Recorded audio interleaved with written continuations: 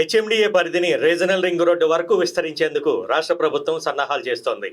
Triple R పనులు ప్రారంభమైన తర్వాత ఈ మేరకు చర్యలు తీసుకోనుంది. ప్రస్తుతం హెచ్ఎండిఏ పరిధి 7,285 చదరపు కిలోమీటర్లు కాగా తాజా నిర్ణయంతో మరో 4,000 చదరపు కిలోమీటర్లు విస్తరించే అవకాశం ఉంటుందని అధికారులు చెబుతున్నారు. రీజనల్ రింగ్ రోడ్డు పూర్తయ్యేలాగా హెచ్ఎండిఏ పరిధిని పెంచాలని, ఓఆర్ఆర్ని దాటి మాస్టర్ ప్లాన్లో మార్పులు చేయాల్సి ఉంటుందని అంటున్నారు. 2050 సంవత్సరం నాటి అవసరాలను దృష్టిలో పెట్టుకుని మాస్టర్ ప్లాన్ రూపొందించాలని ఇప్పటికే రాష్ట్ర ప్రభుత్వం అధికారులను ఆదేశించింది. సీఎం రేవంత్ రెడ్డి ఇటీవల హెచ్ఎండిఏ ఉన్నతాధికారులతో నిర్వహించిన సమావేశాల్లోనూ రీజనల్ రింగ్ రోడ్డు ప్రాధాన్యం, హెచ్ఎండిఏ పరిధి పెంపుపై చర్చించినట్లుగా సమాచారం.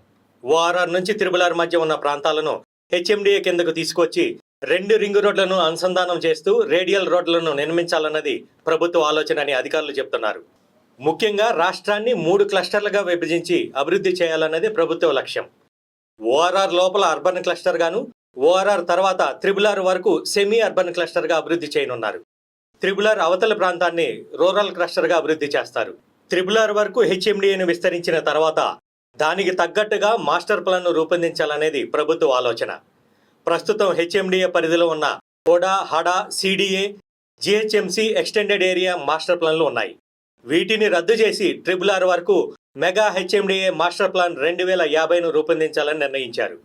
ఈ పనులను ప్రభుత్వం హెచ్ఎండిఏకు అప్పగించింది. మెగా మాస్టర్ ప్లాన్కు సంబంధించిన కార్యక్రమాలను కూడా హెచ్ఎండిఏనే రూపొందిస్తుందని ఉన్నతాధికారి ఒకరు తెలిపారు. ప్రాంతాలను బట్టి వివిధ కేటగిరీల కింద మార్పు చేయనున్నట్టుగా సమాచారం. ఇందులో వివిధ జోన్లు ఉండనున్నాయి. 2050 నాటికి ఆయా ప్రాంతాల్లో ఎలాంటి అభివృద్ధి జరగాలన్న విషయాన్ని మాస్టర్ ప్లాన్లో వెల్లడించనున్నారు. ఇందులో residential, commercial, industrial, IT, greenery, entertainment జోన్లు, అగ్రికల్చర్ జోన్, కన్జర్వేషన్ జోన్లు ఉండనున్నాయి. ఇలా వివిధ అవసరాలకు తగ్గట్టుగా జోన్లను విభజించి మాస్టర్ ప్లాన్ రూపొందించినట్లుగా అధికారులు చెబుతున్నారు.